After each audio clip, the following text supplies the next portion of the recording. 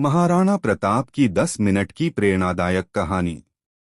बहुत समय पहले राजस्थान की वीर भूमि मेवाड़ में एक ऐसे महान योद्धा का जन्म हुआ जिसने अपने देश, धर्म और स्वाभिमान की रक्षा के लिए अपना सब कुछ न्योछावर कर दिया। उनका नाम था महाराणा प्रताप सिंह। एक जन्म और प्रारंभिक जीवन। महाराणा प्रताप का जन्म 9 मई 1540 को मेवाड़ के कुंभलगढ़ किले में हुआ था। उनके पिता महाराणा उदय सिंह और माता रानी जयवंताबाई थीं। प्रताप बचपन से ही पराक्रमी, सत्यनिष्ठ और स्वाभिमानी थे।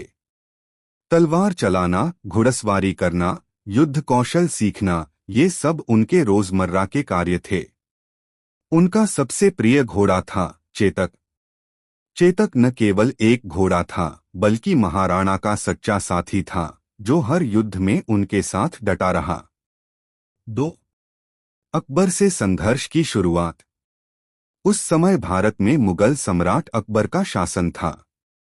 अकबर चाहता था कि पूरे भारत के राजा उसके अधीन हों।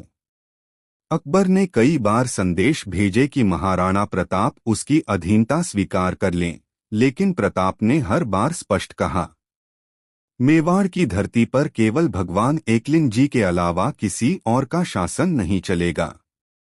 यह स्वाभिमान और स्वतंत्रता की घोषणा थी।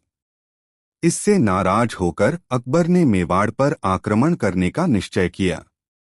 3 हल्दी घाटी का महान युद्ध 1576। 18 जून 1576, यह वह दिन था जब मेवाड़ की मिट्टी वीरों के रक्त से लाल हो गई।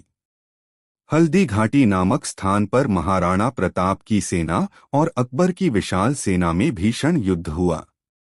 महाराणा प्रताप के पास केवल लगभग 20,000 सैनिक थे, जबकि अकबर की ओर से अमीर राजा मान सिंह की अगुवाई में लगभग 80,000 सैनिक थे। संख्या में कम होने के बावजूद महाराणा प्रताप और उनके वीर सिपाही शेरों की तरह लड़े। युद्ध के दौरान चेतक ने महाराणा को अकबर की सेना से निकालकर सुरक्षित स्थान तक पहुंचाया, लेकिन स्वयं घायल होकर वीरगति को प्राप्त हुआ। 4 कठिन जीवन और जंगलों में संघर्ष।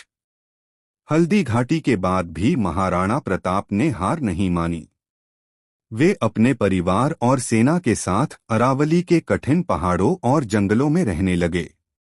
वहां उन्होंने भूख, गरीबी और कठिन परिस्थितियों में भी स्वतंत्रता की ज्योति को जलाए रखा।